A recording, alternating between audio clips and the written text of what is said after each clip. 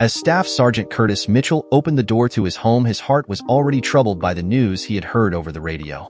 While the reports were vague as to the identity of the victim, the name of the town where the incident had occurred left little doubt as to who it may be. He trusted his wife's love for him, there was no doubt about that, but his primal male instinct made him feel jealousy towards the man that had affected her heart so much. They had met shortly after he had left town. He knew of their very brief, albeit arduous, affair, and while it was before he had met her, it still bothered him. He had begun to see him as a rival for his wife's heart for no other reason than because of the way she had spoken about him when he had left.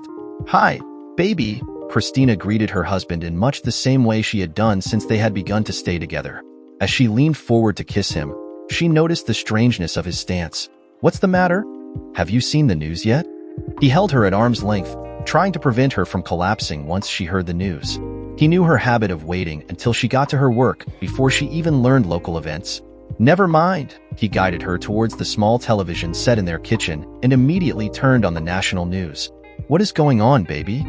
She pleaded with him. "You are beginning to scare me." "Baby," he began to speak, trying to maintain a soothing tone to his voice. Part of him wanted to tell her the news himself, but the other part felt that she would not believe him. She could consider his news an attempt to drive a wedge by bringing up her past, something he knew he had been guilty of doing in past months regarding this man. "I need you to listen to me," he continued, the hesitation in his voice further driving Christina into a near-panic state. "Please, just tell me what it is," she implored. "It's about Dee," he began when her hand collided with his face in a loud smack that echoed through the house. Her breathing was ragged, her lips pushed together into a thin line that looked as if it had been drawn. The anger in her eyes burned through him, but even as she withdrew her hand, he held on to her, afraid that if he let go, she would not return. "Not this shit again," she screamed at her husband. "We have been through this over and over again, Curtis." She began to wiggle her body in order to escape his hold. "Let me go, Christina." He rarely raised his voice, and the sound of her name combined with the volume of his voice made her stop her struggle. He turned her around to face the television as the news reported the latest shooting relating to the increasing mafia violence that had been making a violent return. As she looked on at the news anchor reporting, all she was able to muster out was a single letter before all strength left her. D. Rebecca and Martha had built a life for themselves in their quiet suburb just outside Washington, D.C., their little family always missing one important piece. Their life had gone on uninterrupted, without much chaos or troubled waters in the horizon. While his departure had been heartbreaking, as time progressed, both women understood his decision to leave in the manner in which he did.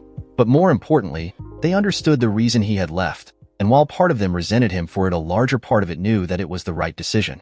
That seemed to be his curse in their eyes, always incapable of making the wrong choice, even if he is the only one that loses. "Do you think he thinks of us?" Rebecca would often ask her wife, usually in the late hours of the night. That time when the emptiness of the soul speaks louder than anything else, when alcohol and tears flow freely to mask the pain in someone's heart. "I think he does," Martha would reply. "I think he does every single day, but he will not allow himself to show it." She would take a long drink of her glass and continue her musing, even in his deathbed. "I don't think he would reach out to us out of fear." "Fear of what?" "Fear of us," she would reply.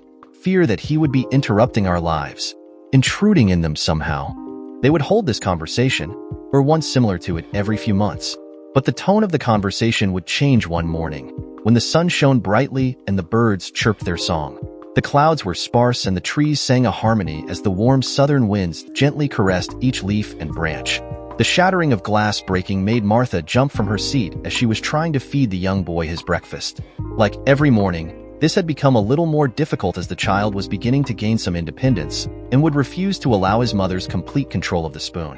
But even the child stopped still at the sound that broke the otherwise stillness of the morning.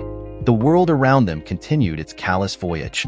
The younger girl began to cry, sensing her mother's panic and pain. "Rebecca," Martha rushed to her wife's side, making sure that she was unhurt by the glass around her bare feet. "Be careful. You're going to cut yourself. What is the matter?" As she looked at her wife, she realized that the color had escaped from her face.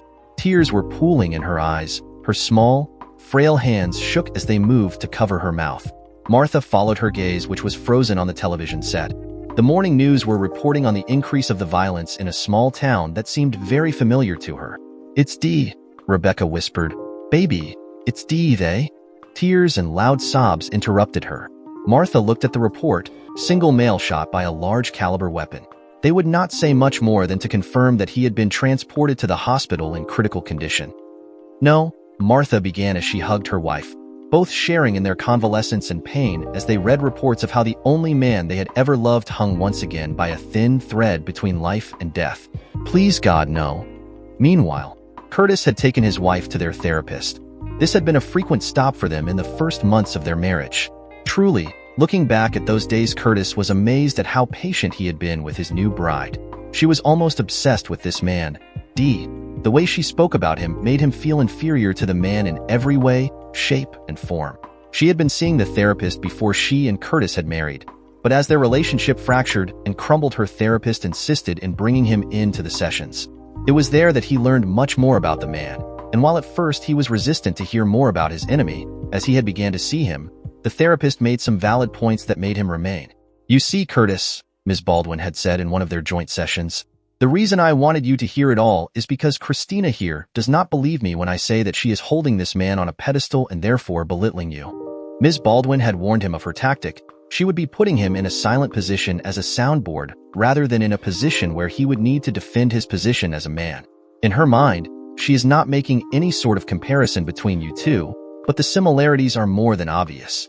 Both of you are military men, living professions filled with danger and in some cases uncertainties. Both of you are honorable, coming from what I would call dysfunctional backgrounds, and with this personality that welcomes and attracts people to you. But as I've said, Curtis, your wife does not understand how she is undermining your marriage by bringing in this ghost from her past with her into your relationship. In her mind, she is simply reminiscing about a past love, while in reality it is as if she is carrying this emotional affair. To you, it is simple to compartmentalize and move on from memories and emotions. That is what you have been trained to do in your profession. However, for women even in your profession, it is sometimes more difficult to be able to make those types of adjustments. But your wife needs to understand what may result from her continued disrespect to you and your marriage if she does not try to help herself move on. Curtis began. Again, this had been rehearsed and discussed by Ms. Baldwin and him in previous occasions, and while he had long prepared to say those words, at that moment his mouth had turned into a desert filled with sand and cotton balls.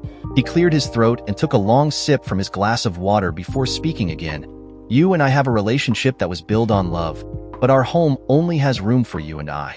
We can and will make room for our children when that time comes, but I cannot and will not make room for another man in my home. Christina, Ms. Baldwin interrupted her patient, just as she was about to rebuke her husband. Please let him finish. Go on, Curtis. I love you with all my heart, he continued his prepared speech.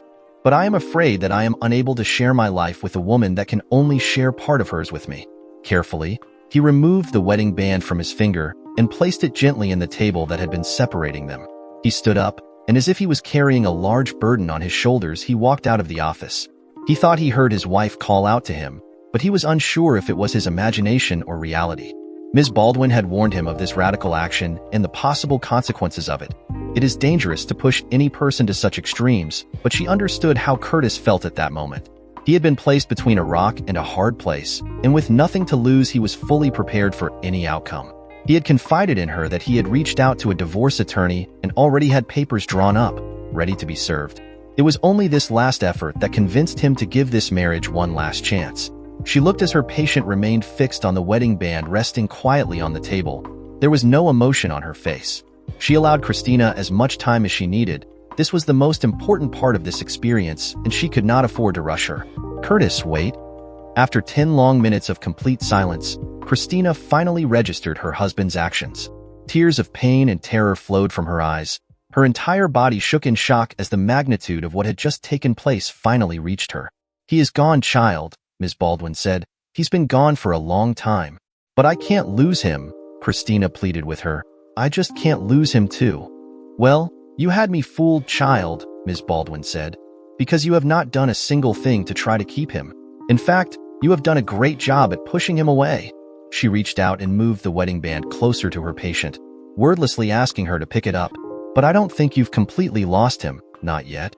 But there is a lot of work to do if you want to keep this small chance at fixing your marriage. Each had individual weekly sessions, and together they had a joint session weekly where they would discuss the work that they had done in their individual sessions and some goals that Ms. Baldwin hoped they could reach that would bring them together. Curtis had moved out of the house and would not reveal where he was staying. He also would not take any of Christina's phone calls or text messages. As the weeks became months, Christina had began to understand all the damage she had unknowingly done to her relationship with Curtis, even going as far as accepting responsibility for her actions. By the third month, Curtis had returned to their home, but they still slept in separate rooms. They would still argue, something that Ms. Baldwin encouraged them to do within limits, and always the topic of those arguments was inevitably Dee. It was his second week back home when the news reported the shooting, and Curtis felt that this event would completely sever his relationship with his wife. But another part of him, the part that was completely exhausted of playing second fiddle to a ghost, welcomed this turn of events as a finality to the relationship. This would either show his wife that she needed to move on, or it would show him that he needed to move on. He could not continue his life the way they had been living it. When Ms. Baldwin opened her office door and saw Christina nearly catatonic, she feared for her patient's future. "What happened?" she asked, her voice filled with concern at the state her patients were. Curtis looked like a broken man. She almost lost her professional bearing at Christina. She had made great leaps at finally coming to terms with the reason for her attachment to this man, Dee. And until she shared that with her husband, there would be no reconciliation. "You need to turn on the news," Curtis replied, his voice dry and weary. This man had gone too far. The tiredness in his voice broke Ms. Baldwin's heart. "Something's come up." For days, the two women stood over the television sets, trying to absorb as much information as they could from the bits and pieces of news that were being released. Ever since the shooting, violence had erupted in Dee's hometown. Surely there were people trying to find the responsible party and bring them to their own brand of justice. The governor had called for the National Guard, which quickly threatened to escalate the violence to higher levels. Letters flowed into the newspapers, each delivering the same sinister message with the demand that it be published in the front pages for all to see. The message was simple: "We will find you." As the women continued their mourning, the anxiety of not knowing what was happening wrapped them in despair. It was then that Rebecca remembered a small detail that had been nudging at the back of her mind. She had known Dee the longest, had trained under him, and knew how he thought and, more importantly, how he planned for eventualities. She ripped herself from Martha's arms and moved toward their home office desk. As Martha followed her in confusion, she saw as Rebecca frantically pulled drawers open and flung contents into the air. "What are you looking for?" she finally managed to ask, just as Rebecca pulled a piece of paper from one of the drawers. She immediately recognized the letter that Dee had left for them the day he had left. "One day," Rebecca looked at her wife, "while I was working with Dee, he was teaching me about covert communication methods. He said that sometimes, when people were taken as prisoners of war, they were allowed to send letters home. Of course, these letters would be read and reviewed by their captors, which led to many people carefully encoding their letters with secret messages that only close family members would be able to decipher." Rebecca pulled the small lamp in the desk close to the paper. "He would often tell me how easy it was to make this so-called invisible ink in order to hide messages. But more importantly, he showed me how to read them," she continued as she rotated the paper against the light of the lamp. "Baby," Martha said, "I don't think." "The problem is," Rebecca continued, ignoring her protests, "is that you need a source of heat in order to expose the lettering. But you need heat that won't damage the paper itself. He would always say that the most important information would always be hidden in plain sight." As she tossed the lamp aside, convinced that the bulb was not producing enough heat, she then moved to the larger wall lamp that had been placed in the office. "It always bothered me how he could leave us like that, without a means to contact him." As she continued, Martha remembered her own conversations with Dee about the same subject. "Red bulbs," she whispered, barely loud enough for Rebecca to hear. "Red bulbs produce more heat than regular bulbs." She moved to their kitchen, pulling drawers open with the same urgency that Rebecca had shown just a few moments prior. "Shit, shit, shit," she cursed herself for not remembering sooner. Rebecca began to help in the search. "The garage." "Shit," Rebecca answered as she moved toward the garage, Martha following close behind. Of course he would. While he had been staying in their house, Dee had bought a large structure that was lined with red bulbs, something he referred to as his own heating lamp. He had left it behind, and while the girls had discussed getting rid of it several times, sentimentality had prevented them from doing so. As they waited for the contraption to come to life, the two girls looked at each other with shared optimism and a deep fear. They did not need to say it, but both of them wondered the same thing. Had madness replaced grief? "I'll be damned," Martha whispered as the paper began to warm and a series of numbers appeared. D. How the hell does he do it? She pulled her cell phone from her pocket and dialed the number. It's ringing, she whispered. We're sorry. The number you were trying to reach has been disconnected or is no longer in service. Please check your number and try your call again. This is a recording. Their hearts simultaneously broke just as the machine began to repeat the message. Martha finished the call as both women began to weep, disillusion and despair completely grabbing a hold of them as they felt the darkness of loss begin to swallow them. Their renewed mourning was interrupted by Martha's phone ringing. Hello? She answered. The caller ID simply read unknown number. Hello? She repeated herself. Who is this? A female voice answered from the other line. How did you get this number? Meanwhile, Ms. Baldwin. Oh, no. Ms. Baldwin continued to watch the reports along with her two patients. This was a turn for the worse. There was no doubt about that. Is that? Yes, Curtis replied. She noticed that there was no venom in his voice. A terrifying calm had replaced it. That's him they are talking about. Christina, she began. You need to look at me. I am sorry, but we are going to have to speed up the treatment for you. It's the only way now. Christina nodded, unable to speak. Curtis, she began. There is something you need to know about him. Something that Christina revealed to me not very long ago because of its implications, and because I might have been forced to report it to the police. Curtis looked at the woman as she gestured for him to walk with her. Christina told you a little about her past relationships and how they ended, but she did omit some graphic details that she openly shared with Dee. Of course she did, he replied. Again, he had taken over a role that should have been his. Again, this ghost had gone somewhere and learned something that he did not know from his wife. The anger that he had been trying to conceal for so long was beginning to return, threatening to blow like a raging volcano. Curtis, Ms. Baldwin gently grabbed his arm. There is something you need to know about Christina's previous marriage. Then she began to recount the heartbreaking story that Christina had shared with her regarding her ex-husband, the beatings, the constant assaults. The more she told him, the more the anger rose within him, but for the first time, it was not directed at Dee. She shared all this with him because he is just as broken, Curtis. Without trying to, he put her back together. So why would you need to call the police about this? Her ex-husband was found dead a few days after Dee had left, she replied. He had been stabbed over 100 times. His little Johnny had been removed and forced into his mouth. The detectives in the case found evidence that all that had been done while he was alive. He did not die of blood loss, Curtis. She looked him in the eyes as she finished her statement. He died from exposure. 5 days after the attack. And you think Dee had something to do with it? The more they spoke, Ms. Baldwin continued, the more they revealed to one another. Sure, it was a few days, and for all intents and purposes, the connection that these two forged is far stronger. It's a connection that was forged out of need, desperation, and mutual acceptance. Have you ever heard of Stockholm Syndrome? When Curtis nodded, she continued. It is something similar. You can see it very evident in battered spouses.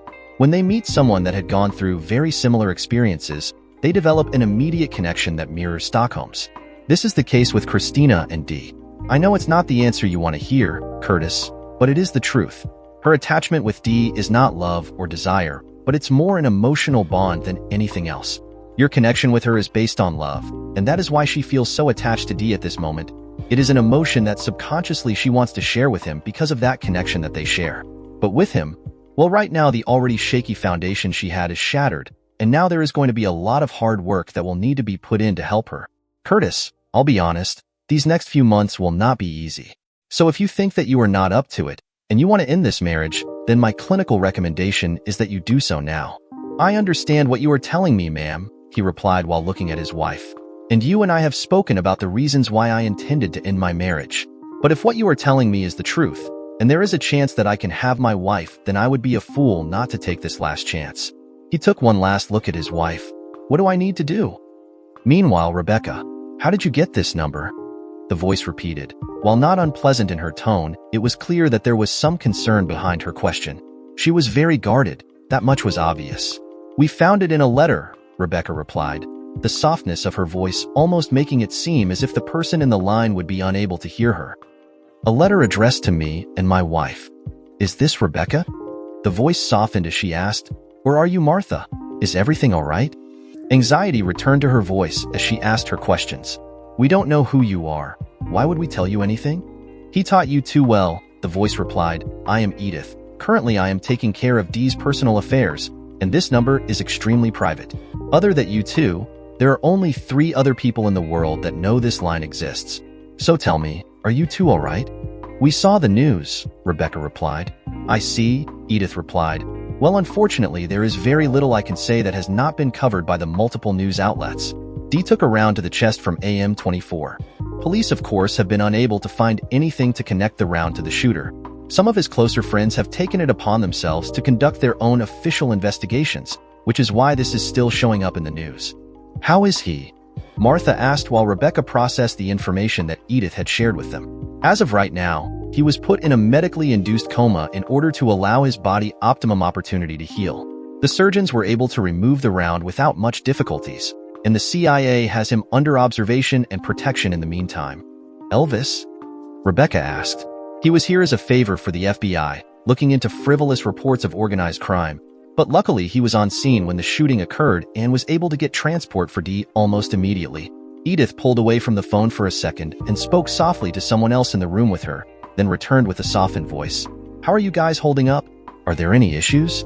Just concern, Rebecca replied, the battle-hardened warrior emerging through the fragile little girl. Is there anything we need to do? No, Edith immediately replied. The harshness of her voice made both women straighten up. And don't even think about it. If Dee ever finds out that you even suggested it, well, I am sure you have seen him when he is in a foul mood. He wanted you two to have a life away from all this, she added. Please continue to do so. When there are any changes, I have your number. You will be the first call I make. Make sure that lazy bum calls us as soon as he is out, Rebecca replied. Yes, ma'am, Edith replied before disconnecting. Meanwhile, Curtis, is this going to be a long process for her? Curtis asked. His anger and jealousy was slowly being replaced with a deep concern for the welfare of his wife. She had been coming along little by little, both through the guidance of Ms. Baldwin and through the help of another one of Dee's former friends. Somehow, Curtis was not surprised that this man had such a connection to a vast array of people, but he was surprised at how quickly this other individual had contacted Ms. Baldwin. I have read a lot of his research, Ms. Baldwin told him. Dr. Cargill is one of the most prominent authorities in the subject, and he comes with one additional bonus that will help your wife. What's that? Curtis was still unsure about this new doctor. He immediately had suggested that Christina be placed under constant observation, almost as if he was afraid for her safety. He knows Dee, she answered. In fact, he has treated Dee in the past. For some reason or another, he had a release signed from Dee from almost a year ago that if anything were to happen to Christina, he would be free to speak to her regarding his own treatment. She did mention that he has this uncanny ability to foresee the future, he replied. I am almost beginning to admire the man. That is a terrible thing to say, Sergeant. A man's voice interrupted them. He would probably frown at that comment. Dr. Cargill, Ms. Baldwin said. This is Curtis Mitchell. Doctor, Curtis extended his hand. Thank you for making the trip out here. It's nothing, he replied. I remember how complex Dee is, and if he took a liking to someone other than himself for once, then that person must be really special. I must admit that I had my own reservations about making this trip, he continued. My own dealings with Dee were very limited. Dr. Cargill wondered how long Dee punished himself for the wrong he had done to Dr. Cargill. However, the doctor hoped that he would have the opportunity to speak to Dee, to tell him that he understood the position that he had fallen into. Both of them had been carefully manipulated by a woman who they both had loved in their own way. Then if you don't mind me asking, Doc, why did you come? It's like I said, Sergeant. He looked at Curtis with amusement. Dee by nature is a very solitary man. His upbringing and career choices firmly implanted the idea in his mind that he is alone against the world. But Dee lives his life by a set of rules which makes him calloused against the world, but extremely loyal to those around him. Have you ever met him, Sergeant? Can't say that I've had the pleasure, Doc. I sincerely hope that one day you do. He ignored the sarcasm. Even at the cost of his own happiness, that man is incapable of wronging another individual, unless of course is accidentally. But in any case, the doctor continued, I am here to do what I can to help your lovely wife. So, shall we begin? The new treatment regimen immediately began to show in Christina. Her mood had improved dramatically over the first weeks that she interacted with Dr. Cargill.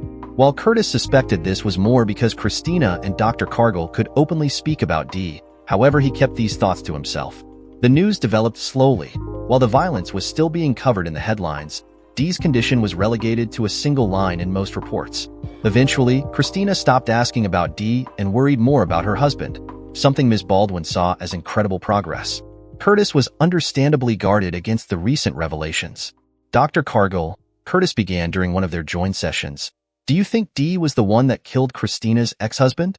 No, he answered. I do not. Dr. Cargill looked at this man with curiosity. When he had first met him, he had very open hostilities with Dee. But the more they sat and discussed things, the more he could see that shift in his eyes. Dee is a lot of things, there is little doubt of that. Many, including himself, refer to him as an animal. His drive for violence is almost a natural response to his situations. He is methodical, patient, but above all he is fair. Perhaps the better question, Sergeant, is if I think he is capable of it. You think highly of that man, Doc, Curtis answered. You must respect him a great deal. I know a lot of what he had to give up throughout his life, Sergeant, he replied. I cleared him to return to duty on his last assignments. He survived a direct hit on his transport aircraft just as it was lifting off. I was not entirely convinced that he should have continued, but deep down I knew that he did not want to stay here. He is incapable of making lifelong connections to what you and I would call ordinary individuals. His service record both in the military and as a contractor read like a Hollywood blockbuster. He is a walking medical enigma. If given the chance, would he have murdered your wife's ex-husband? I have little doubt about it, but the brutality in which he was murdered does not speak of Dee. If he shared his desire for punishment and others took that in their own accord, well, I could see that as being more akin to what happened. Those few he does let in can get carried away, I am sure. Is my wife in any danger? Honestly, Sergeant, he replied, you're the only one in danger. If you do her wrong, expect to have your wish granted, and you'll get to meet Dee face to face. Meanwhile, Edith. Dee is not going to be happy about this, Edith said to the man sharing the large office with her. Next to Dee, he was one of the most important people in her life. She felt a closeness to him that not even her husband shared, but this connection was more of a brother than a lover. That connection belonged to Dee alone. Those two women are too sharp for their own good. Well, the man replied, he did fall for them, didn't he? He tends to pick the right women for that role. She knew this was a compliment, something rare for this otherwise closed-off man, and she kindly accepted it. He is not going to be very happy about all this nonsense, she continued. The city is tearing itself apart. Whoever Dee has named in that envelope is surely part of this whole thing, he replied. This is a great opportunity for whoever pulled that trigger to try to destabilize the area and get a bigger foothold into this mess. He looked at Edith. Are you sure you aren't going to open it? She shook her head. No, she replied. It's not just me. It's also Francisco that is following Dee's instructions. There was a reason why he told us to wait. If he doesn't pull, though, then there will be little to stop us from opening it. She paused and looked at him, much as she had done over the past weeks since he joined them. I can see why he fears you. Dee is not afraid of me, he replied, no more than I am afraid of him. So he is terrified then, she laughed. You two are so alike. It's no wonder people call you brothers. You guys share that same air, that same darkness. But you also share that, I don't know exactly what to call it, but that thing that drives people to you. Once, Dee and I were doing this training, some of the most brutal thing that you could imagine. Part of that training was to remain hidden for as long as we could while our captors searched for us using anything available to them. One of the things they used was, of course, search dogs. Those pups were some of the biggest German shepherds that I have ever seen in my life. And boy, those demonic dogs were ferocious. Edith looked at him. This was a rare insight into his shared life with Dee. One day, they just let those damned things go off leash. We heard them coming, of course, so we separated. Our plan was to rejoin forces in a certain area within a few hours to make more plans as to what to do about our situation. Well, wouldn't you know it, when those dogs chased us, one of them took a particular liking to Dee and followed him through just about any terrain you could imagine. By the time I managed to link up with Dee, that damn dog was with him. He sat there petting him like if it was his own house pet.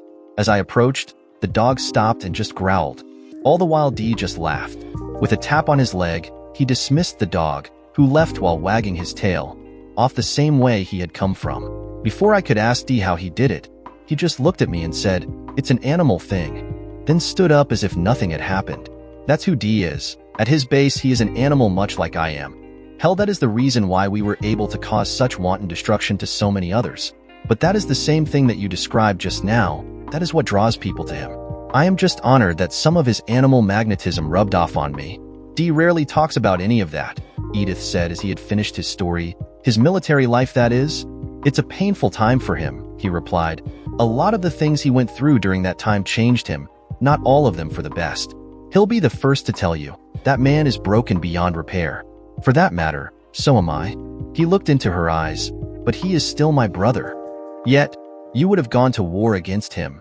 There was no accusation or venom in her words. Without a doubt. Meanwhile, Cece.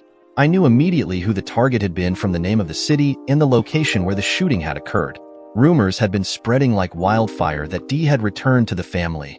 The masses of people that had exiled themselves due to the inefficiency of the previous head of the family were slowly flocking back to their respective folds. I knew as much because I too was making my own way back.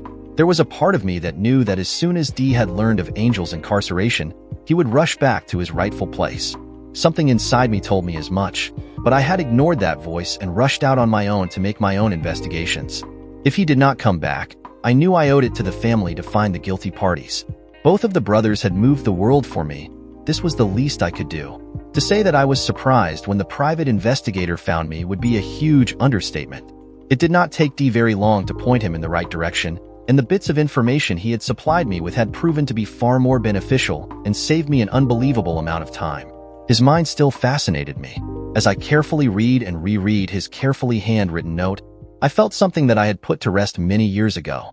This man, still with his innocence, was reaching out and touching me with nothing more than a few scribbled words on a piece of yellow legal pad paper. For anyone else, the note would have been nothing more than a greeting among friends and former lovers, but I was well aware of the distinctive way that Dee encoded his messages. His message was simple.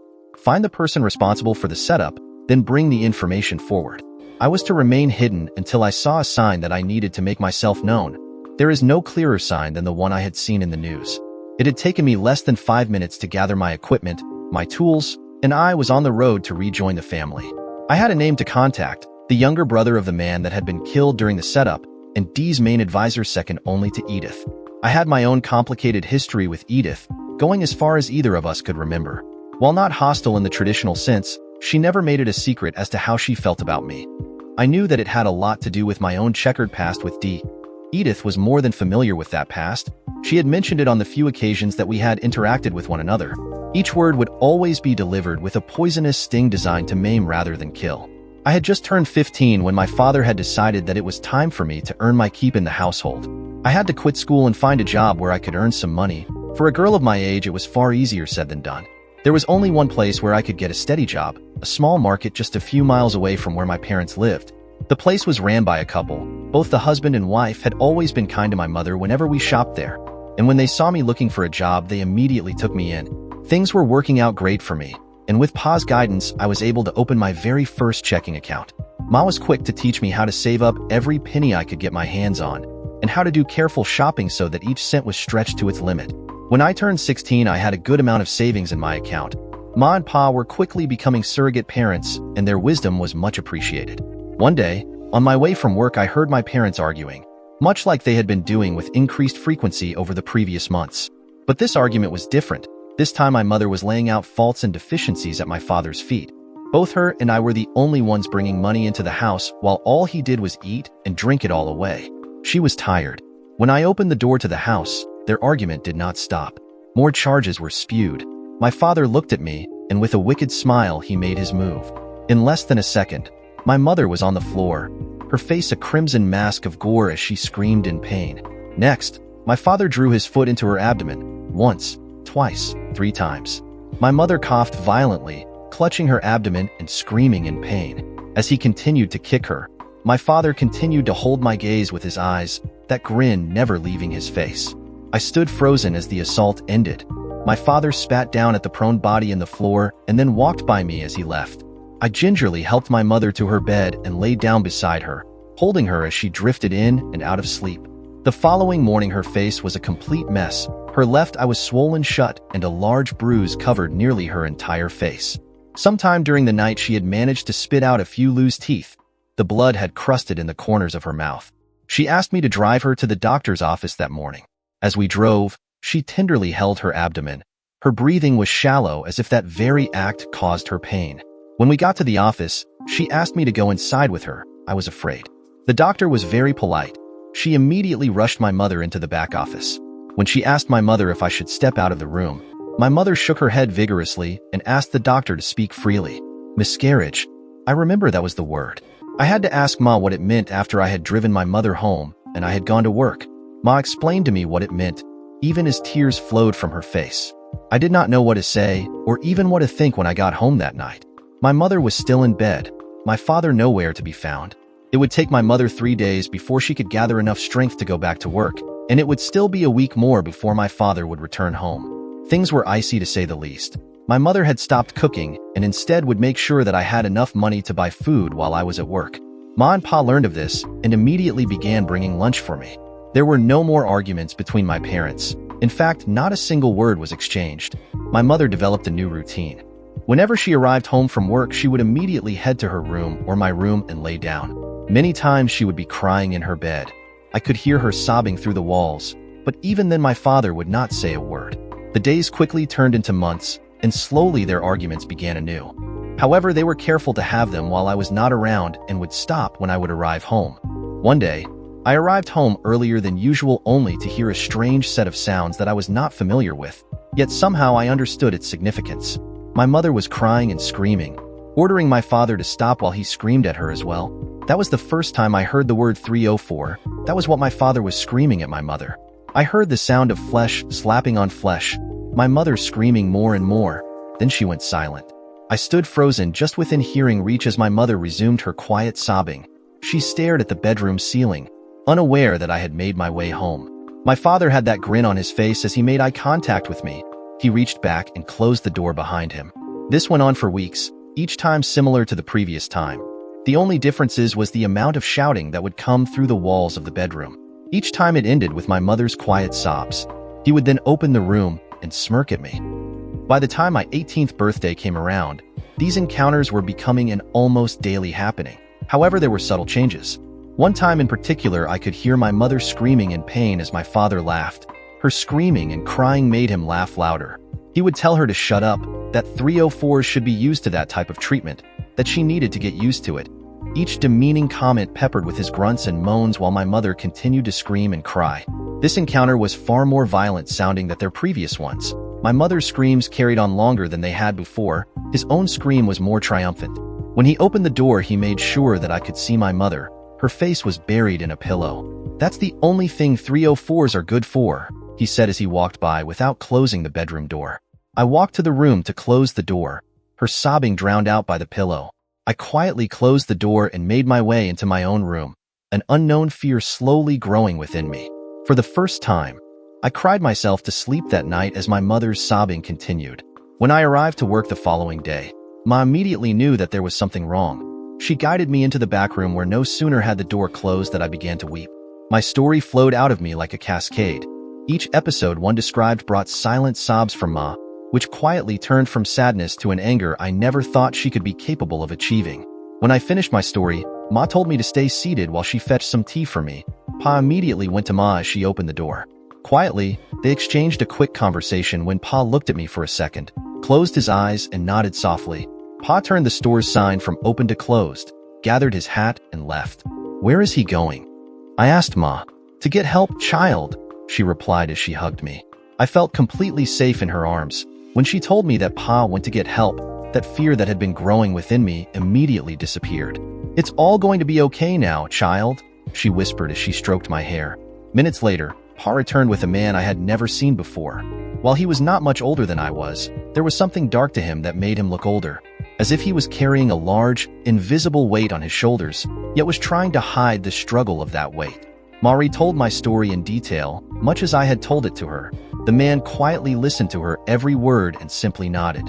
Pa clutched his hat in his hands, his knuckles whitening, and with a slight shake to his arms. The man simply extended his arm to Pa, which immediately calmed him down. "What is your name, child?" The man asked me when Ma had finished telling him my story. The warmth in his voice overwhelmed me. "Cecilia," I meekly replied, "but everyone calls me Cece." "I am Angel," he extended his hand. "I am going to be looking out for you from now on, okay?" I shook his hand and nodded. "Are you hurt?" "Just scared," I replied as Ma held my hand tight. "Your father," he began. "He did not hurt you?" I shook my head. "Good, in the meantime, you stay here with Ma. I'll see you at your home, okay?"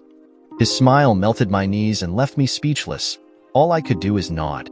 The rest of the day was uneventful. When the time came for me to go home, Pennsylvania offered to drive me home. Masluk told me that I should accept the ride. The ride home was quiet between Pa and I. As we got close to the house, Pa began to shift nervously in his seat. "Cece," he said, "that man that is going to help you. You need to listen to everything he tells you to do, okay?" I nodded. "Good. He is a good friend of Ma's and she asked him to look after you. Now you have to behave yourself with him. Do you understand me?" Again I nodded. "Okay, child, good." He did not say another word for the rest of the trip. As we finally arrived at the house, I could see a strange car parked outside. There was a man in the driver's seat quietly reading the newspaper. As I walked inside the house, I could see my mother busily preparing coffee for a man sitting in the dining room table. "Hi, sweetie," my mother greeted me as I walked into the house. It was good to see her in a different mood and state than what had been the norm lately. "Please say hello to our guest." "We have met." I immediately recognized Angel's voice as he replied, "Earlier today at Pa's shop." He gently guided the cup of coffee to his lips and took a slow drink. "Ma introduced us," he continued as he looked at my mother. She cringed at his comment as if it was filled with a fire that was threatening to consume her. "I am sorry," my mother began before he picked up his hand to silence her. "No need," he replied. "You have nothing to be sorry about. I am just glad Ma got to me in time. You know where this was headed, don't you?" "I was so scared," she replied, tears again flowing. "I let him do all those awful things to me so that he—" Immediately, Angel was standing in front of my mother, his arms clutching her into him protectively. "I know," he whispered. "It's all going to be okay now. I'll take care of you both." His hand moved up and down her back. His strokes were light and comforting. "Cece," he looked at me, "please help your mom pack some stuff, okay?" I nodded, again unable to answer just as the door opened. The shock in my father's face was something I will never be able to remember without laughing. He stood frozen in the same spot I had stood in many times, forced to hear as my mother endured untold pains from this man. The color on his face disappeared. This time he looked at me without that smirk that I had grown to hate so much. As Angel released my mother, she grabbed my hand and led me to her bedroom. In her urgency, she barely managed to close the door behind her. "Whatever my wife told you," my father's voice began, "it's all a lie." I could feel his tremors as he spoke. I was confused as to how someone as kind as Angel could inspire such fear in someone like my father. Because of the way he had treated my mother for so long, I had begun to see him as an ogre, a monster that grew in size the more I learned to fear him. As he stood in front of Angel, I could see all the bluster disappear from him through his voice. "Sit," Angel commanded in such a way that both my mother and I followed his command even as it wedged its way through the gap beneath the door. We both looked at each other with embarrassment. We exchanged a soft giggle as my mother began to gather clothing and stuff them into a gym bag I had never seen before. "You are making some assumptions," he said, "when you should be asking questions." I tried to hold back my laughter at my father's stuttered response, my hands tightly closed around my mouth so that no noise could escape. "What you should be asking is," Angel began, "do you care for a cigarette?" There was a pause before Angel resumed, "Well, you don't mind if I do, right?" I heard the distinct metallic sound of a lighter opening, then the smell of tobacco burning. As I was saying, another pause. "What you should be asking is, why am I here?" "You are here," my father began, his bravado slowly returning to him, "because the 304 lied to you." There was a thud sound followed by a small moan from my father and the crashing of a heavy object against the floor. "That did not sound like a question," Angel replied. "Since you can't seem to follow simple instructions, all you are going to be doing is answering yes or no. Do you understand?" "Wait, Another thud. Another moan. Another object crashing against the floor. "That did not sound like a yes or a no," Angel replied. "You get one more opportunity. Do you understand?" "Yes." My father's voice breaking as he struggled to spit out those 3 letters. "Isn't that easier?" "Yes." "Sit down," Angel again commanded. "Your wife and daughter are packing their belongings as we speak. Do you know that?" "Yes." "Do you know why they are doing that?" No. There was a silence, broken only by the sound of the zipper in my mother's bag as it was closed. She grabbed my hand and quietly opened the door. As she pulled me to my room, she dropped the bag loudly on the floor. I could see the noise made my father jump. Again, I tried to keep the laughter inside. When he turned, I saw the trickle of blood making its way from his crooked nose. Angel simply smiled at us as my mother pulled me behind her. As soon as the door to my room closed, Angel renewed his conversation. "Your wife did not reach out to me," he began, "nor did your daughter." My father took a sharp inhale of air as if he was going to say something, but thought better of it. "Smart man," Angel continued, "at least when it comes to self-preservation. Anyway, I am here because of some disturbing things I have been hearing that have been taking place in this house. I am here about future plans you have been heard making in those bars you so happily spend your money in. Well, they're money anyways. Now do you understand why I am here?" "Yes." There was defeat in my father's voice, defeat mixed with fear. "Are you going to continue to tell me that your wife is lying?" "Yes." He paused for a second. My mother quickly filled a second gym bag with my clothes. "Go ahead," Angel replied to some unheard question. "She is not my daughter," my father said. "The 304 has been giving herself to her boss. I stopped another scumsucker from coming into this world, but that one is no blood of mine." "I understand," Angel replied. "She is what? 18 now? A full-grown adult, a desirable woman?" I could hear a chair pulling back, soft footsteps. "She is not your blood, so it makes it okay. Hell, you already broke the mother, took her dignity, might as well take her daughter as well. Is that right?" Another thud, another moan, another object crashing against the floor. "You miserable excuse for a man," Angel continued, anger burning through his vocal cords. "I saw what you did to her mother. That woman barely has any life left in her eyes. You wanted to do the same to her only daughter?" I could hear my father's moans escape. I could tell that Angel was kicking him much like my father had done to my mother all those months ago. "Let's go." My mother broke the silence that had been building. "We have everything we need." She again grabbed my hand and pulled me behind her as she opened the door. My father, the man that up until a few minutes ago had been my father, was on the floor much the same way my mother had been in the past. Blood and vomit covered the floor. His clothing was soaking much of it up already. We both stood frozen at the sight before us. This ogre that had terrorized my mother for so long was now nothing more than a broken man. "These two," Angel said, his voice just above a whisper, but still forceful and commanding, "they belong to me now. If they see so much as your shadow, there will be consequences." Gently, he took both of our bags and led us outside the house, a place that just until a few moments ago I had considered a home.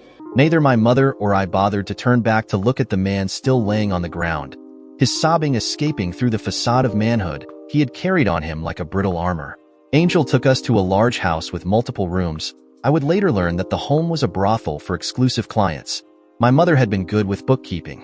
The madam immediately took her under her wing and showed her how to run the place effectively. I was enrolled in school and forced to take classes in order to earn my GED. I tried to protest this decision, until I learned that it had been an order given by Angel. Even in my young mind, I understood that his orders were not to be questioned. Most of the girls in the house took special attention to my needs and would often help me understand more complex course problems. I came to call many of them friends and learned each of their backstories. Most of them were there to fulfill some debt to the family. Others were there out of their own accord. The rest of them simply had nowhere else to go and had taken a liking to the lifestyle that came with meeting such important people. It would take less than a year for me to complete my GED requirements, and in that time Angel would often stop by to check up on my current projects and to make sure that we had everything we needed. I noticed that while every single pair of eyes in that home looked at him, he was always careful to make sure that his eyes were always fixed on me. Every time he looked at me, it felt like I was the only one he was looking at. I would learn that it was a family trait, as Dee would often have the same effect.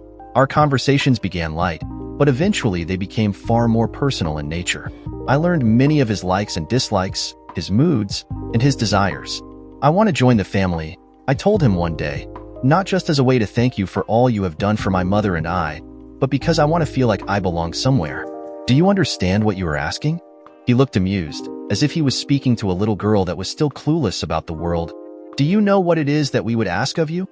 "I don't want to be like the girls in the house," I replied. "I want to be there with you." "What does your mother think about that decision?" "She doesn't know," I replied. "It's a decision I made on my own just now. I see how everyone looks at you with awe and respect, some even with fear in their eyes. I want that. Have you met my brother?" The smile in his face was genuine. It was one of his most enduring features, something I could not get tired of seeing. "Just in passing," I replied, "he is not very talkative." "No, he is a lot of things," Angel replied as he laughed. "But definitely he is not the talking type. Tomorrow we are going to the range. I'll swing by and pick you up." "I've never shot a gun before," I replied. unsure if he knew that or not. "You'll learn," he said. "Then you can ask me again about joining the family." That night I could not sleep. The excitement of the following day's events kept me awake.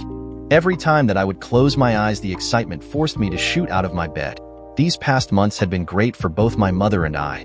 She had begun seeing men but had yet to introduce me to any of them. I tried to understand why, but figure it was her way of dealing with our very unique situation. By the time Angel stopped to pick me up, I was more than ready at the doorstep. "You are far too cheerful for it to be this early in the morning," Angel quipped as I jumped inside the car. "How much coffee did you drink?" "I don't drink coffee," I replied, just really excited to go shooting. "Well," Angel said, "this is more a qualification range than a familiarization. This means that you have to be able to shoot a certain number of targets, but the extra challenge for you is that you'll have to learn how to handle the weapon at the same time." He saw how my demeanor had changed. "Don't worry, I have an excellent instructor that will make sure that you do well. I don't want to embarrass you." I found myself saying this before the words registered in my mind. By the time I realized what I had said, it was far too late to do anything about it except blush with my own embarrassment. "You could never embarrass me, Cece," he replied, his eyes piercing into me. "Relax, it's going to be a good day." We drove for what felt like hours, outside of the city and into the less habituated places deep in the desert. The scattered mountains and dunes would embrace you warmly in their death trap. Many a person had lost their battle with Mother Nature in places like this. As we drove, I could make out the sounds of weapons being fired. From the distance, it sounded like popcorn being made. The uniformity in which the shots were being fired helped with the illusion. The car slowed. The hot air slapped me almost immediately. "Here," Angel reached into the front seat and retrieved a pair of sunglasses before handing them to me. "Make sure that you always protect your eyes. They are one of the most important weapons we each have. We are only as good as the equipment that carries us, so we have to take care of our equipment and ourselves." We walked toward a large table that was littered with what looked like headphones. He gestured for me to grab a pair. "Come on, time for you to meet your instructor." As we walked, I noticed the overwhelming activity as lines of men loaded bullets into magazines. Some broke weapons apart in order to clean them, and still another group were hanging paper targets. Their organization was incredible. Each group knew their exact role and performed it automatically. I was beginning to regret my decision when Angel made it even worse. We were walking toward a man that was kneeled down beside another one that was holding a weapon up, aiming away from where the men that were hanging the targets were located. The man that was leaning was clearly the instructor. He was giving the other man careful instructions regarding his last set of shots. "You have to control the weapon," he said in a tone that showed his vast experience teaching others the deadly arts. "Don't let it control you. Keep your eyes open, focused on the target. Slow your breathing, sharp inhale, slow exhale. Like a pendulum, slow and steady. Where your eyes go, the weapon will follow. Don't think, don't picture, just focus on breathing and on keeping your eyes on the target." "He is teaching the man how to take long-distance shots using the iron sights on the rifle," Angel whispered. "It's good practice to have in case it is ever needed.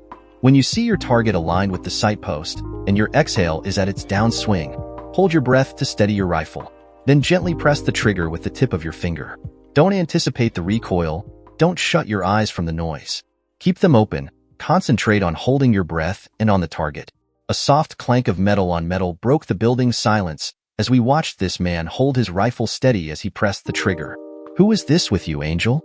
"The girl I was telling you about," Angel replied.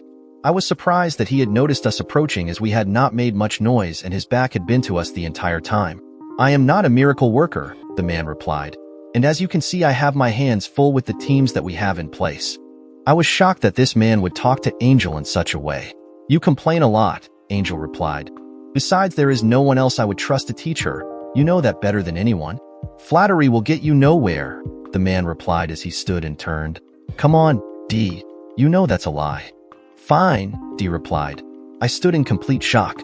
I, of course, had heard the legends surrounding this man. The shock that he would be my instructor quickly overtook the fear I carried around for him. It took me a while to realize that he had been speaking to me.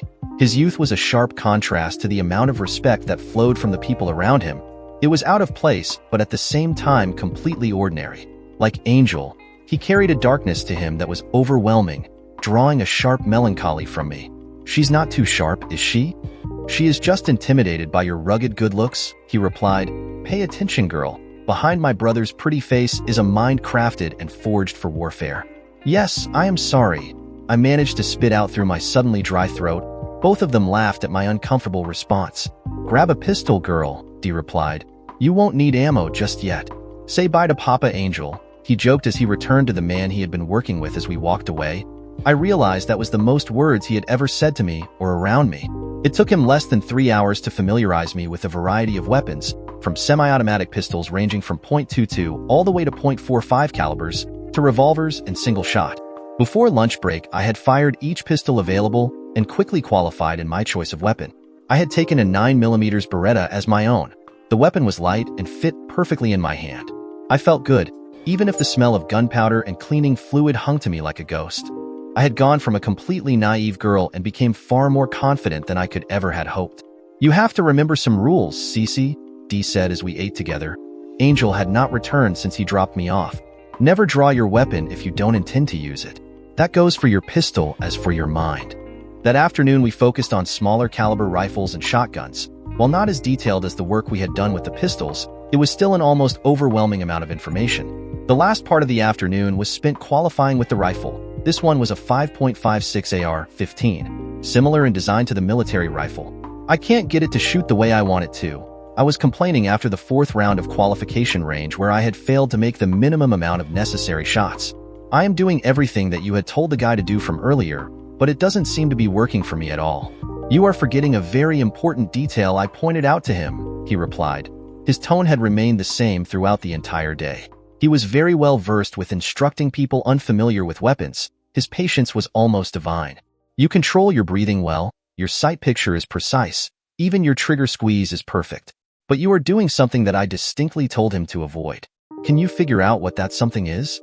I am thinking. The answer was absolutely obvious. Before every shot I was focusing on trying to impress Angel with my ability. I had underestimated how much that small act was affecting my shots. "You have to learn to shut off your brain," Dee replied, his voice like a whisper. "Remember that your breathing is like a pendulum going back and forth ever so slow. That image alone will help shut your brain off enough for you to concentrate on the shot. You are, after all, about to take a life. That act alone deserves the utmost respect." "Why would I respect the enemy if my job is to take their life?" "It's not always an enemy," he replied. "You have to realize that life is in fact precious, valuable. It is the most valuable thing anyone has in their possession. That is why taking it from them is the greatest theft you can commit. You respect them because scopes and sights aim both ways. It's just a matter of perspective on which end of it you find yourself on." Our time together grew. The location would change, but other than that our interactions were always intended to teach me about the profession. Dee was taking my instructions seriously, something that I was greatly appreciative of. I was still unsure if Angel had been serious, or if he had instructed Dee to simply babysit me. His lessons were no less brutal with me than they were with the others. They were all cold, calculating blocks of instruction that were designed to build muscle memory. I would not understand their exact value until years later, when instinct became as fluid as muscle memory. His lessons were not just limited to weaponry and tactics, but Dee had this defiant nature in the way he saw life. "Do you still get afraid?" I asked him once after we had just completed a training exercise. This specific one was designed to stress people to their limits, both physically and mentally, so that they could learn to perform in those conditions. "Of course I do," he replied without hesitation. "It's a biological reaction to danger. But just like breathing, it can be controlled with enough practice." "How do you control it?" "You have to understand it first," he replied. "Understand why it exists, why your brain is processing the situation in that particular way. Once you understand it, you analyze it for possible shortfalls and ways to mitigate it. Then, you reason with your brain that the situation is under control. You make it sound so easy." I laughed. "It's not," he responded with complete seriousness. "It is one of the most difficult things to achieve. I've had years to hone that skill, even though I am much younger than you. I have been training to fill this slot in life since I could walk. While I have learned much of the world in such a short span of time, there is still far more left to learn." "Like what?" "Like how to be at peace." As he said those words, he turned his back to me and walked away. "Tomorrow is graduation. Angel wants you to attend. I will see you there." That night, I stayed awake until the late hours of the night, thinking of those last words Dee had spoken. I had come to admire him for his skills, his patience, and I had learned to see him with the same respect that others had for him. I began to wonder how my own life would turn out, and if I too would spend my days wondering if I would ever live at peace. "It's a good cause for celebration," Angel said as he picked me up from the house. I had spoken to my mother of my intentions to join the family, and while she was hesitant at first, she quickly understood. We owed them our lives, after all.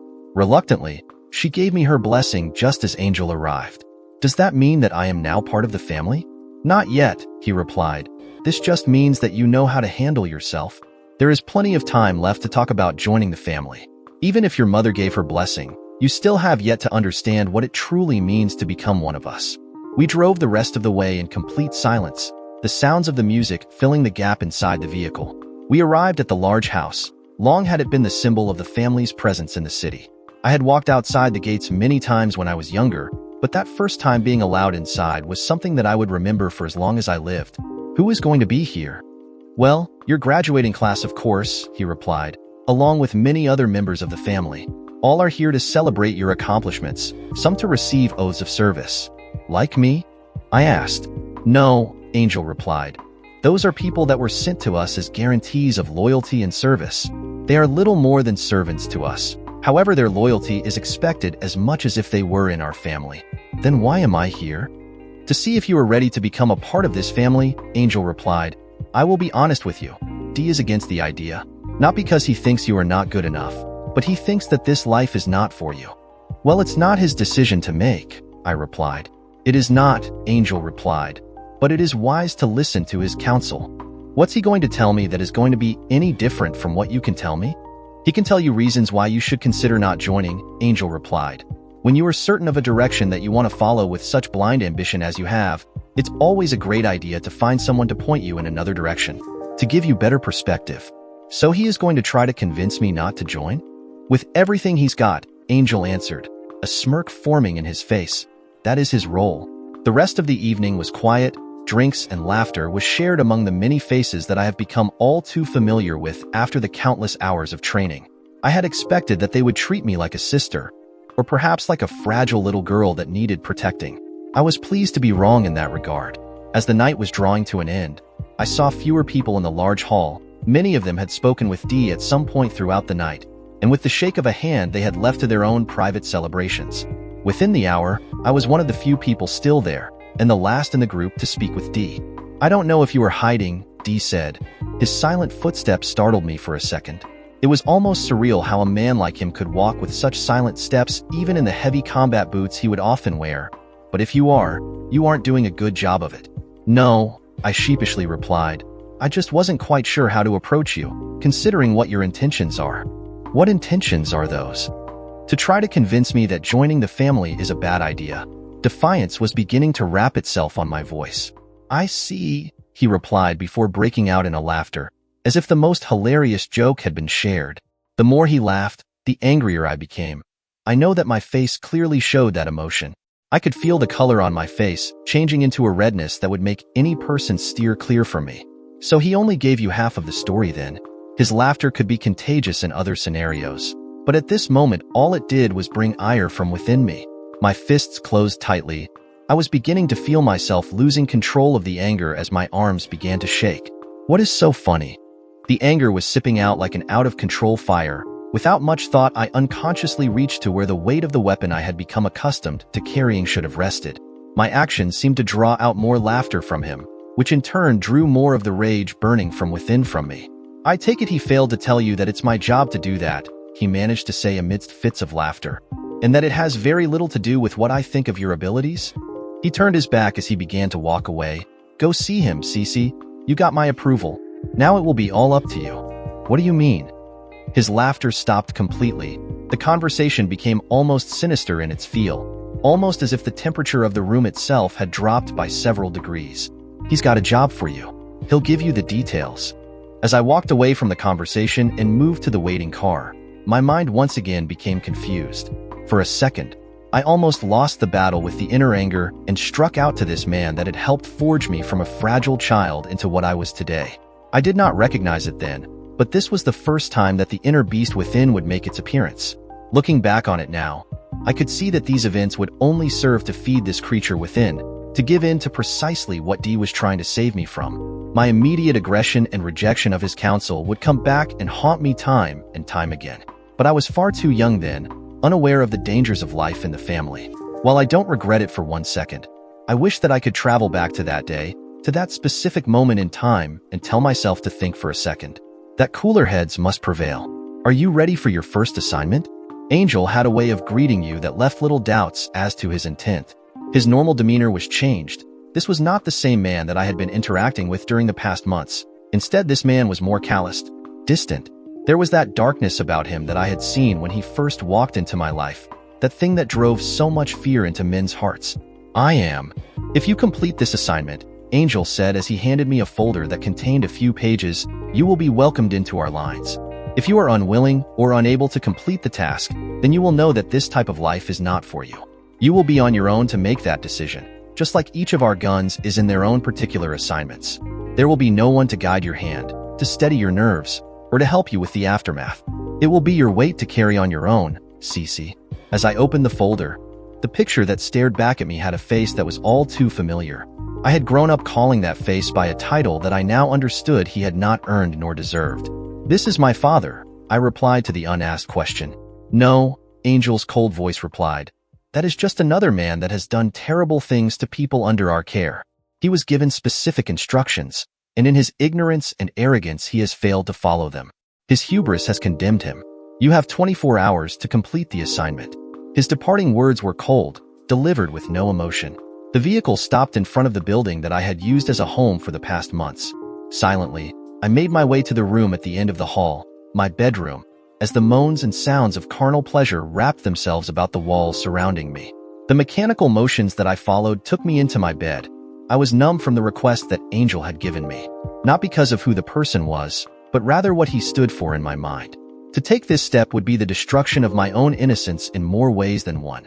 Angel had given me that power. I prepared my weapons. These had been a gift from Angel when I had first started my training with D.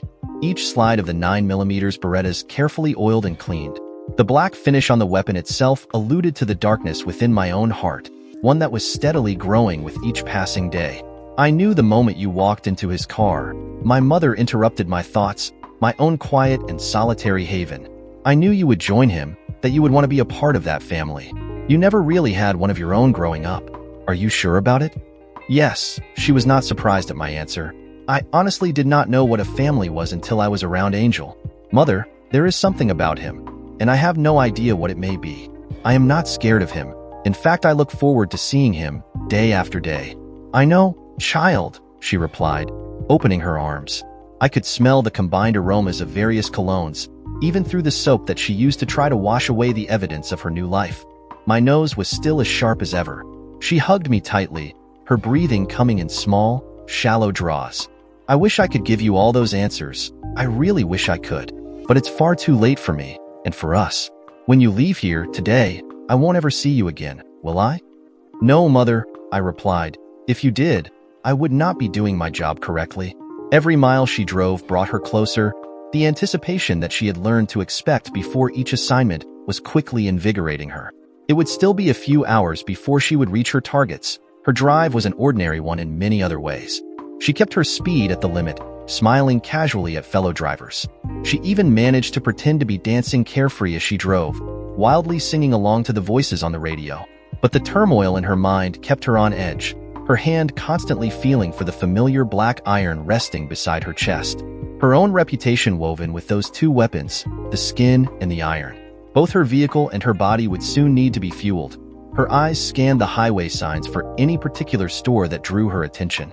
After selecting one, she casually exited and selected a pump. Her eyes scanned every vehicle, every driver. This too had become second nature to her. Satisfied with the setting, she pulled next to the pump and made her way inside the store. Years before, this same woman sat just outside one of the local bars that her target was known to frequent. His habits were easily identified, as were his usual choices when it came to the women he tried to seduce. Even a broken clock is right twice a day, and Cece found amusement in seeing the women he so cleverly tricked realize his con. He was a smooth talker, but he quickly would become demanding of the women that bit into his line of bullshit. But at least he managed 1 or 2 drinks from them before they would make their less than gracious exit. He had been in there for just over 2 hours. She knew he would be leaving soon. As if on cue, there he walked, more like stumbled. The man that had long terrorized her mother and her. A man that she had called father once upon a time. Now, he was merely a test of her loyalty to the family, one she did not intend to fail. She moved behind him quietly, keeping the jacket she was wearing close to her body. Her hair was neatly concealed inside a baseball cap, the large sunglasses further hiding not just her identity but her gender. Despite all these precautions, she honestly doubted that he would recognize her. The man had disobeyed an order from Angel, and because of it he had grown paranoid. Careful. At least as careful as a career drunk can be. It had taken him 4 streets before he glanced back to see her, but in his eyes the silhouette that was following him was one of a fellow drunk in search for one more drink. After eliminating her in his mind as a threat, the man continued his drunken steps, singing aloud to himself, greeting strangers as if they were his subjects. As they neared an alley, she reached into her pockets. The knife she had decided to use for this mission quietly greeted her. The man dove into the alley. Her mind registered something strange. Releasing her knife, she tucked her hands under her armpits, wrapping herself tightly. As she walked by the alley, she saw him standing there, ready for an ambush that would not come. She just kept her pace past the man, who, confused by the situation, decided that his instinct had been wrong. Once again, he resumed his voyage, his song carrying him in the same direction that it had done night after night. Some of those nights he had not walked this path alone. Those few fleeting memories brought a smile to his face. Noisily, he fought the lock and key to the house until it eventually gave way. He closed the door behind him, ran his hands along the wall, and guided himself to the refrigerator. His hand reached for the bottle that he had left there the previous night, but because of the bright light of the machine, he had chosen to keep his eyes closed. When his fingertips felt the familiar sensation of cold glass, he sighed happily and closed the door. "I guess some things never change," the voice interrupted his drink. He froze, eyes opened wide. He recognized the voice but failed to place it to a face. "You're still far more concerned with your drink than with anything else going around you, Father." His strength almost failed him as he lost grip of the bottle for a second. He swallowed loudly. The beads of sweat falling from his forehead were ice cold. "I am not your father," he managed to reply after far longer than necessary. The bravado in his voice was trying to come out. She could see as his eyes tried to scan the room in the darkness. "I don't think that the 304 that birthed you even knows who it might be." There was that grin, the same one she had seen time and time again, the one she had learned to hate. "I am here alone," she replied.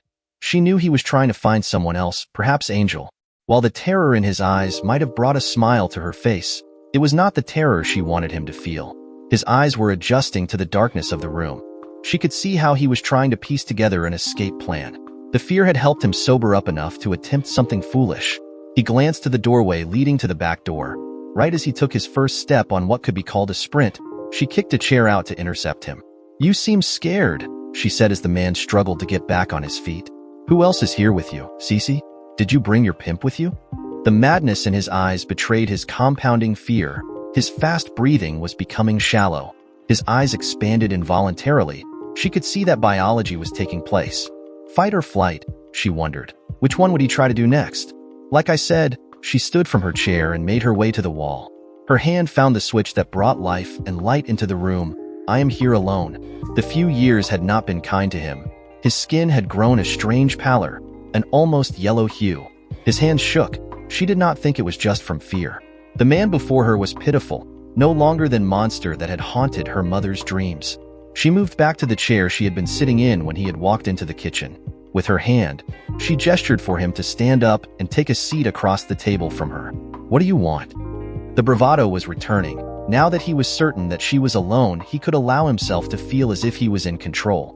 His tongue traced a path across his chapped lips. "Did the 304 send you to get a piece of what she was getting? Or were you just curious?" As he reached for the bottle that miraculously survived the fall, he did not see her gagging reaction at his comment. The sound of a metallic lighter made him pause. He had not forgotten that sound. "You don't mind if I smoke here," she said, "do you?" He shook his head, relief masking what little of the fear that it could conceal. "Good. No, I am not here for any of those reasons." She stood up and reached for the refrigerator. From the corner of her eye, she saw him become startled by her sudden movements.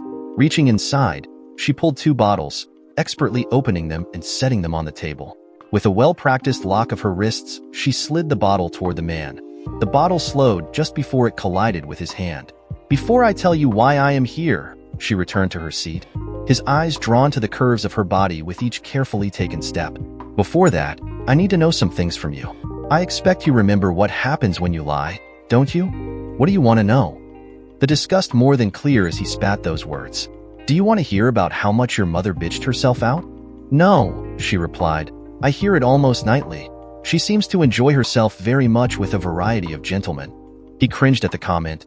Not only do they tip her handsomely, but some of the more important clients bring her all types of gifts. The last one bought her a set of diamond earrings and, bitch, he screamed, a matching tennis bracelet and necklace.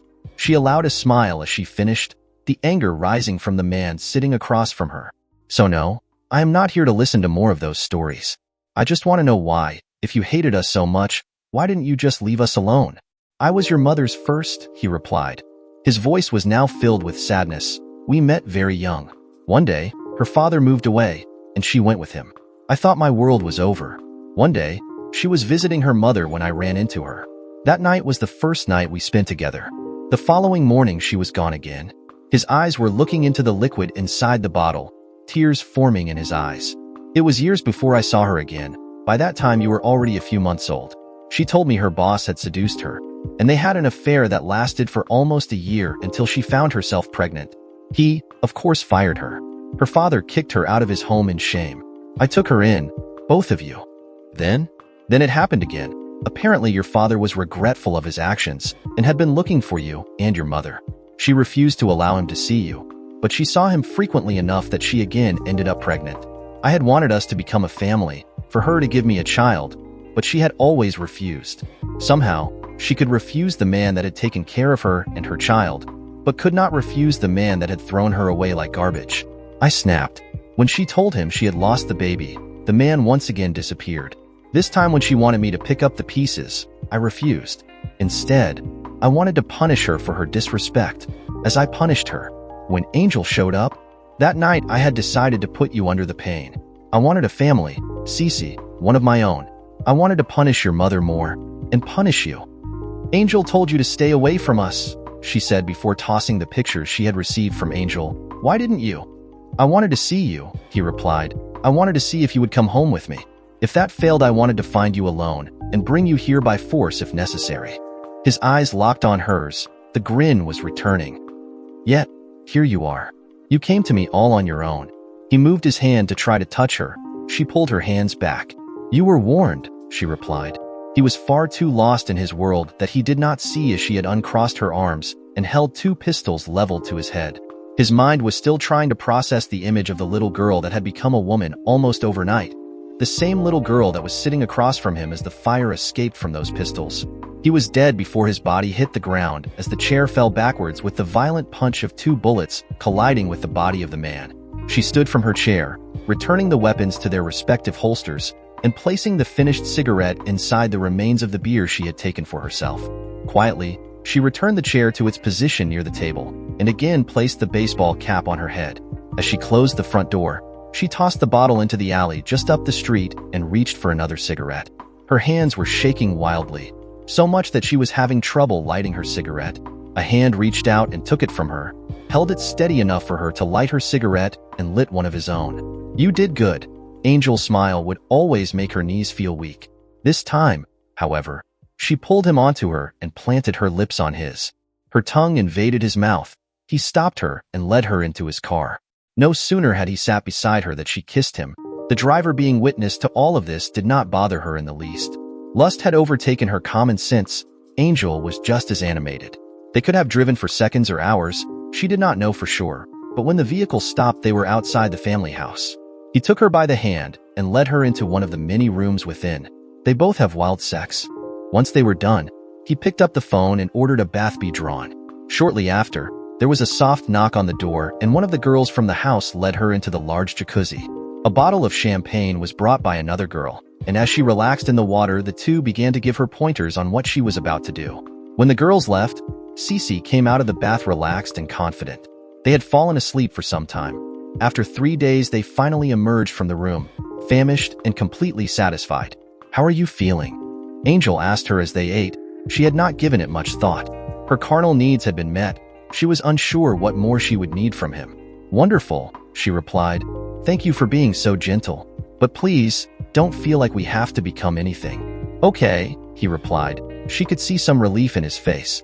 Rest for a few days. There will certainly be more assignments for you. For now, keep an eye out on the home you've been staying at. Make sure no trouble comes to any of the girls. If it's more than you can handle, call me. I will, she replied as he stood from the table and made his way to yet another room.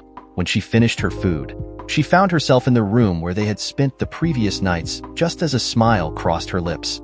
The next few days found her answering all manner of questions from the girls, while at the same time having opportunities to show some of the newer clients the boundaries of what could be done with the girls. Only once did she have to show the butt of her weapons to deliver a point across. Her reputation was slowly growing with each job she would complete. Few came directly from Angel, the rest would arrive from other individuals that she had met. Her bed partners grew in numbers. Angel did not share a bed with her for a long time, and her needs had been growing. There's someone here to see you, Cece, one of the newer girls said. He is waiting in the lobby. If I was you, I'd hurry. He's awfully cute and someone here might think to snag him if you drag your feet. Who is it? Cece, her mother screamed from the bottom of the stairs. You really need to get down here. Now. This was something new. Her mother had never raised her voice at her, but she seemed more concerned than angry. Quickly, she grabbed her pistol and moved downstairs. As she approached the small lobby area, she could hear the women gushing around her visitor. When she turned the wall, she stopped, frozen in her tracks. Before her was a face she had not seen since the graduation day. D. So you do still remember my name, he said. His tone was one of amusement instead of anger or annoyance. I was beginning to think that you had forgotten all about me. No, she replied. I am sorry. Things have been quite hectic. You should have called ahead. I personally would have made arrangements for your visit. It's fine, Dee replied. I make it my business to go unannounced whenever I am doing personal errands. Well, what can we do for you? For now, I am just waiting for my coffee. Cece's face paled. Before she could say anything else, he continued, Your mother is getting some for me. However, I had heard a small rumor that I wanted to clarify with you in private. Certainly, she replied. We can go into the study. No one will bother us there. As she had finished her statement, Cece's mother arrived with a carafe and 2 cups. Thank you, ma'am, he said as she poured him a cup full of coffee. Your lovely daughter and I will be speaking in the study, but I would certainly love to speak with you when my business here is concluded. Of course, she replied. We are here to serve. Please, take as much time as you need. Shall we? Dee moved toward the study. This man would always be business-driven. But looking back on that conversation, Cece could tell that it was the beginning of the change in their relationship. Again, in her later years she would kick herself for her stupidity, but at the time the ignorance of youth forced another mistake that she would have to live with in regret. How can I help you, Dee? Are you screwing my brother? He asked this question in a completely normal tone of voice, as if he had been asking for the time. He only paused long enough to ask before returning to his coffee and looking at the many books in display. She had been left speechless. With a simple question, this man had managed to disarm her completely, while putting her in a completely defensive position. So it's true, he concluded. Oh well, you've done nothing wrong. Cece, there is nothing for you to feel nervous about. If you are asking me, she replied, already the wheels turning, there must be a reason. There was, he replied, but it doesn't matter now. He finished his coffee. Do give thanks to your mother for her coffee, and give her my apologies. Perhaps she and I will speak at some other time. She followed him as he made his way out of the house. Not once did he turn around or smile. She found it odd. Even though they had not spoken in some time, she had felt that there was a connection with him after so many hours spent together. Cece. Angel's voice rang through the house. Shit, was that Dee? Yes, she replied. What the hell is going on? I screwed up, Angel said. I screwed up bad. Shit, he grabbed his hair. Did he ask you anything? He just asked if you and I were screwing. Please tell me you lied to him. He grabbed her by her shoulders. There was panic in his eyes. What did you tell him? I was speechless. Something like I was all I could get out. Can you please calm down and tell me just what is going on? She was beginning to feel his panic reaching out to her, like a disease being passed on from carrier to carrier. He's in love with you, Angel replied. I thought it was a puppy love thing, but no, he loves you. Or at least he did. What? Shit, Angel continued. He told my pops he was in love with a girl he had trained. He advised him to wait until you were settled in the business to pursue anything. Then some loudmouth told him about me and you. He tried calling someone on his cell phone. Hell, he's still not answering me. Dee is very old-fashioned with some things. Yeah, he did love you, but after he found out about you and me, Well, I hope you didn't have feelings for him. Why is that? As she felt her small world collapse around her, she finally admitted to herself that she had developed feelings for D. But she had kept those feelings locked up until she could become a better partner for D in every sense of the word. Now, she saw as her chances for that life drove away. Because you were with me, Angel tried to explain. He would think it is an insult to be with you. Angel moved toward his waiting car. I am sorry, Cece, if I had known. As he drove away, she stared long after both vehicles had disappeared into the horizon. As she turned, her mother was there, tears in her eyes. She opened her arms and Cece, once again feeling as if she was a child, immediately rushed into her embrace. The two would cry long into the night. I don't understand why I am crying, Cece said once she had calmed down enough to speak. What is happening?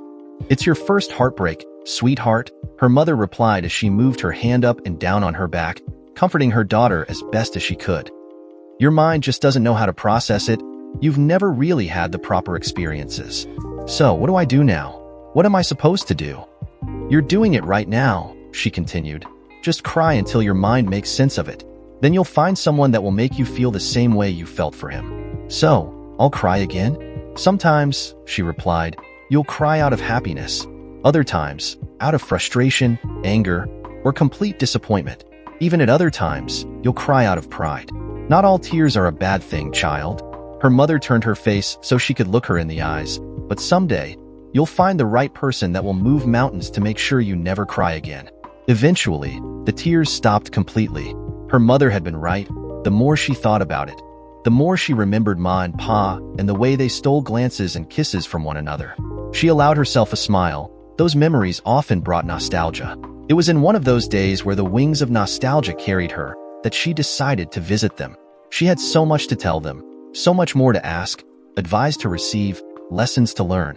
Cece opened the door to the tiny marketplace store, allowing her eyes to feast on the familiar sights. Can I help you, young lady? Ma's voice had deepened a bit. The years had treated her graciously. Her silver hair gave her an ageless beauty that immediately spoke volumes to her endless love for life. Without looking, Cece could tell that Pa had walked into the room. Ma's eyes began to sparkle. Her smile widened.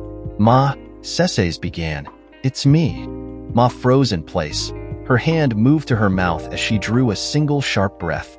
Immediately, Pa moved to her side, ready to defend his wife against the unknown threat. Pa joined Ma in her surprise as both looked at her. By God, girl, Pa smiled. You've gone on and gotten all grown up on us. He opened his arms and Cece rushed immediately to embrace the two. You are so beautiful, Ma said as the two tried to crush Cece with their love. Pa is right, you've grown so much. There's a lot to tell, Cece's reply broke the tender embrace. Do you guys need me to do anything? No, Pa interrupted. You girls sit down and catch up. I'll make you all some tea. We're gonna close early today anyway. He moved and planted a kiss on top of Ma's head, then placed one on Cece's head as if it was the most natural thing in the world. It's good to have you back, girl. It's good to be back, Pa. The women enjoyed their tea as Pa went about the rest of the day. The few customers that stopped took their time to greet Cece as a returning daughter. Both Ma and Pa beamed with pride as compliments were rained down on Cece. She quickly caught them up to her life's events, avoiding the more gruesome details. Just as Pa was getting ready to close the shop, a man wedged his foot on the door, preventing Pa from closing. Excuse me, young man, Pa said, we're closed. Not yet, old man, the man said as he pushed his way into the store. You're still open. He opened his coat showing the buttstock of a pistol. Cece immediately recognized it for what it was. We don't want any trouble. Pa raised his hands as he began to walk away, the man laughing as he and another man walked into the store. Do as you're told, the second man said, and there won't be any. He pushed Pa, causing him to stumble and fall backwards. Ma immediately rushed to his aid. Open the register, the first man continued. If you know what's good for you, old lady, you'll hurry up. Before your husband here has another accident. Before Ma could stand up, a voice froze her in place. It was a familiar voice, but she had never heard it speak in such tones. You stupid, foolish idiots, Cece said as she moved from the back room where they had been talking. I could have looked past breaking into this place. Let things be, no harm done. She took a step toward the two invaders, but you dared insult them. You had the audacity to lay hands on him. You threatened them. The two men looked at her, confusion registering on their eyes. "What do we have here?" the second man said, moving past his partner. "What's your name, girl? Feel like having a good time?" He had gotten close to Cece, too close. Before Ma or Pa could say anything, Cece's fist collided with his throat. He collapsed, trying his best to regain his breath. She had not hit him hard enough to completely crush his trachea, but it was still uncomfortable. "Stay right there, if you know what's good for you," the first man said, pulling back his jacket and showing the pistol. "Do you know what this is?" "It's a CO2 fed, handheld, air-cooled, BB gun." She reached into her own jacket. "It's strikingly similar to this one, a 9mm Beretta." She clicked the safety off. "It even has the same safety features. However, mine is much louder. Can you guess why that is?" The man was frozen. Fear had taken over his being. His partner tried to sit up and reach for Cece. His second mistake. Without removing her sight from the first man, Cece pulled her right foot up and brought it crashing down on the man lying in the floor. The sound of his face striking the ground left little doubt as to his injuries. The first man looked at his partner, and just as he was about to turn, her voice again held him in place. "Move and you die." Cece walked to where the older couple was on the ground. She helped Ma pick Pa from the ground. Cece looked at the man still frozen. "Your wallet." He gingerly reached to his back pocket and withdrew a single leather rectangle and tossed it to Cece. She opened it and removed a piece of plastic. "There is two of you," she said. "Why do I only have one wallet?" He almost ran to where his partner lay on the ground. A small pool of blood had collected beneath him. In seconds, he withdrew the man's wallet and, like his own, he tossed it to Cece. Just like with the first wallet, she reached in and removed a single plastic card. "Do you know who I am?" I think so." The man was on the brink of pissing on himself. Fear had overtaken every survival instinct. "Well," she replied, "I know who you two are. I'll be stopping by, and we'll pay you a visit. Very soon." She returned the weapon to her holster.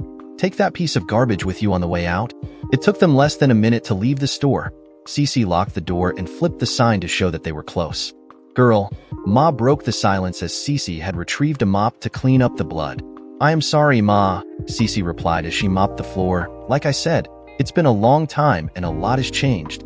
I am sorry if I scared you too." "No, honey," Ma looked at her. "We've never been more proud. When you first came to us, you were a scared little girl. Now, I see you and my heart is filled with pride." "Ma is right," Pa said. "We could never be scared of you. It's like you're our pretty little girl, and now you're all grown up to defend us. I am so proud of the woman you've become." Cece tried to hide the single tear that crept from her eyes. "Finish up. Least we can do is treat our little girl to a nice little dinner at home." Cece could see the familiar lights of the city she had left so many years before. Between that dinner with her adoptive parents and this day, a lot of bloodshed, tears, self-doubt, and regret had changed her. She understood that darkness that she had seen on the brothers so many times before. She carried some of her own now. She drove by the store. It had been closed long ago, and the familiar road had been repaired so many times that it could not be called flat by any measure. The little house still felt like home. The barking of the dogs that she had brought here so many years before reminded her of her long absence. Her self-imposed exile had ended. Before she had turned the vehicle's engine off, the door to the home opened. The two smiling faces welcomed her more. The yapping of the dogs as they rushed out to greet her brought a giggle from her. "Ma, Pa, your little girl is home." Dear listeners, please share your thoughts in the comments section below and don't forget to like, share, and subscribe.